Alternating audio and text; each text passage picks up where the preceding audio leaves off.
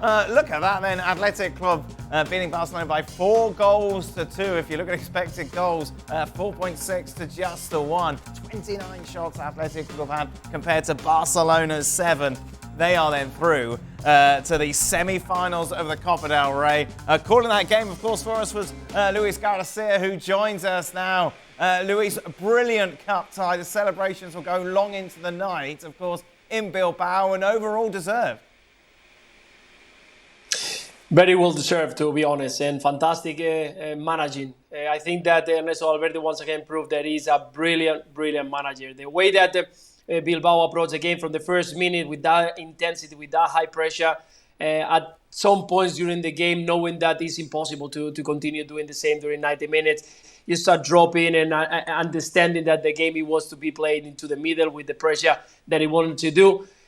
They know that against Barcelona, they're always going to have chances because Barcelona, during the whole season, we've been talking through in the show, that they are vulnerable. They concede so many chances. They concede many goals. And even though that Barcelona went ahead on a 2-1 score, they knew they would have chances, and that's the way that they played. I think that they will deserve to go through to the semi-final because of the intensity, because of the desire, because in the end, they had more fresh legs. The players look more sharp. Barcelona and Xavi didn't manage to get into the extra time with a way or an intention of scoring a goal. It looked like they wanted more the penalties than Athletic Club de Bilbao. And of course, Athletic Club playing at home with those amazing supports that they have. You could hear and see the atmosphere they create.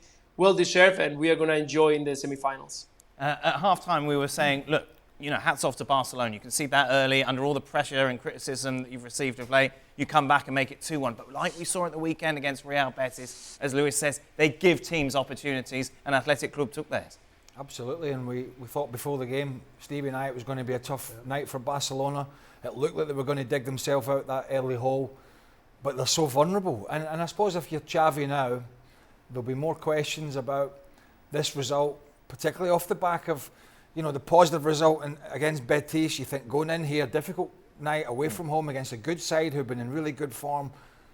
But once again, the amount of goals that you're losing, and if he's going to spin it, I mean, he might say, well, look at the kids that I'm playing. And, yes. And as Luis said in the commentary, the young boy coming at left back, Hector Fort, did brilliant. He did brilliant. And then the young boy comes on at centre half again. But he has got some experienced players on the bench that he's choosing not to bring in for these youngsters. So it kind of mitigates it a little bit. I mean, he's got Lamine Yamal in there as well, so he is playing a lot of kids. So I don't know if he's doing that because he's want to use it as a sort of gateway to saying, look, this is the future, or whether he's just doing it because he thinks they're better than what he's got, because you've got Sergio Roberto on the bench, I think João Cancelo was on there as well, and you're asking a lot of these kids, and Athletic Club deserved it. They're a threat at home. We mentioned it earlier, they've lost one game recently at the weekend, and they hadn't lost since October. Mm-hmm. I mean, that's a stretch. Yes. Right, you're not a bad side when you're doing that. And it was always going to be a tough night for Barcelona, and it turns out they were just not good enough.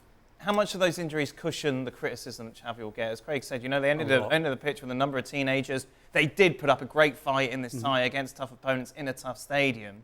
Oh, if you're Xavi, you absolutely, that's your crutch. You're leaning on injuries and kids, because you don't have anything else to lean on.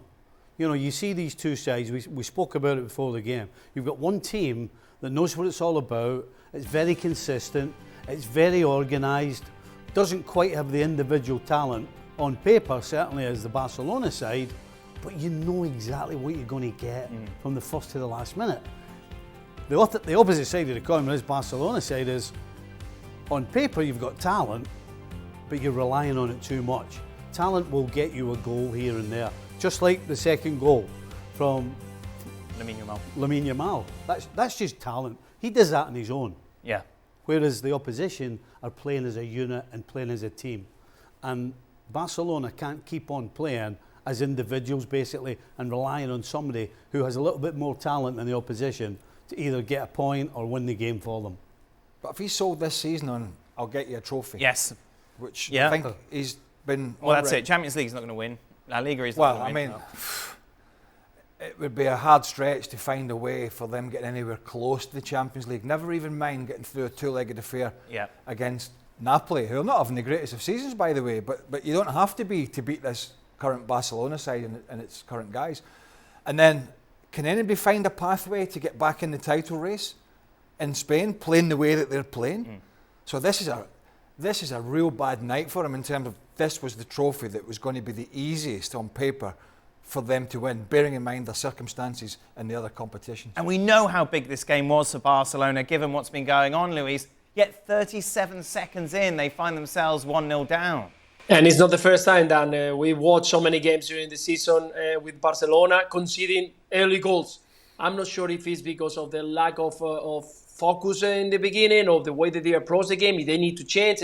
But when you go, and I can tell you personally, when you go to San Mamés, you know that the first 15 minutes, they're going to crush on you. They're going to bring so many players. They're going to bring so much intensity because the atmosphere they create, they just push you. So you need to be ready for that. And if you need for those 15 minutes to maybe, you know what, grab the ball and maybe get a couple of long balls. Let's try to find Lewandowski, hold the ball, and bring the ball there.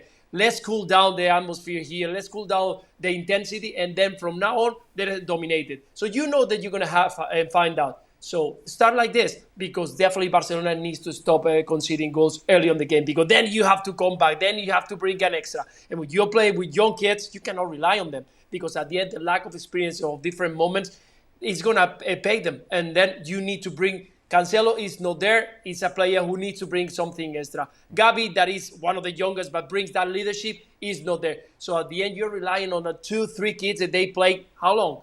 For 6 months, they play 3 games. And that's something that, of course, you're not going to get anything from it. So I think the Barcelona needs to continue changing and start from being stronger and solid at the back. That's how you win a trophy. You can win games with the talent, but you win a trophy with a good and solid defense. It's the third earliest goal they've conceded this season.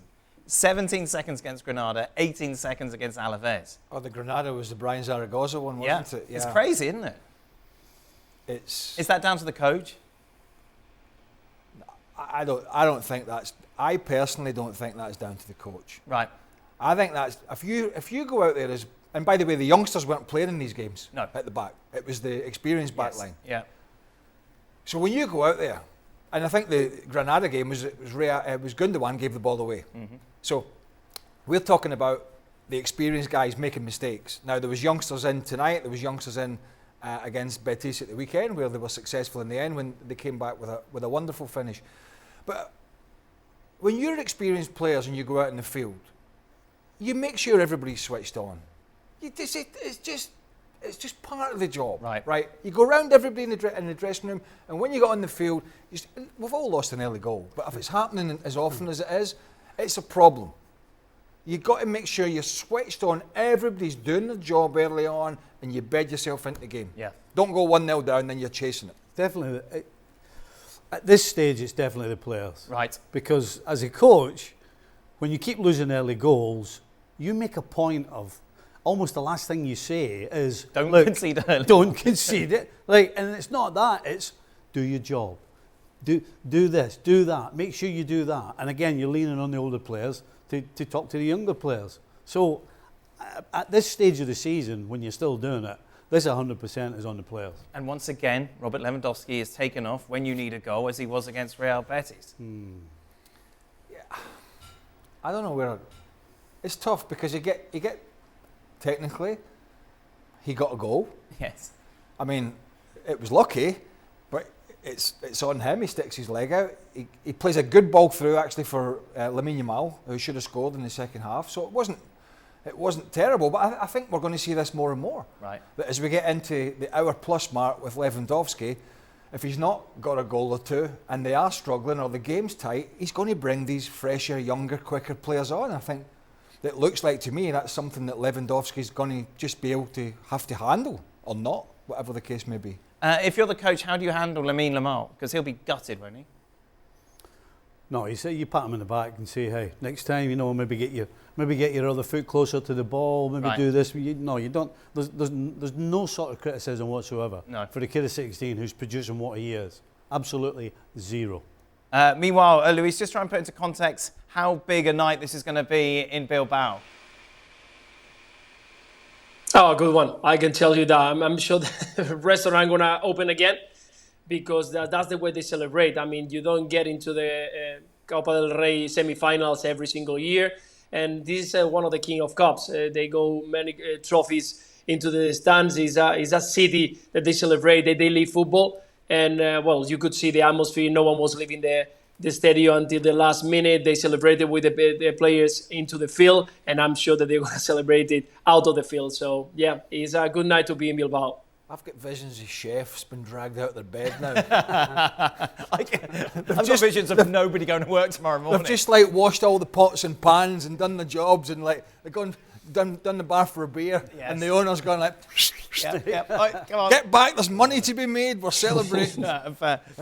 How many lives has Xavi got left, Luis, do you think? 2. There's still 2 trophies. So I guess the 2 life. Yes, indeed. Not Luis, many more, to be honest. We talk about a lot about it, and yeah, it's gonna be difficult to Xavi to handle the rest of the season. Luis, thanks for your help today. Much appreciated. Just a reminder, La Liga then is back this weekend. Some interesting ties for you. Barcelona at home for the first time, what feels like a long time. Montjuic, as they'll be looking to bounce back after their defeat. They take on Villarreal. Meanwhile, we also see Las Palmas against Real Madrid. Jude Bellingham suspended for that game. And then late match on Sunday is Atleti against Valencia.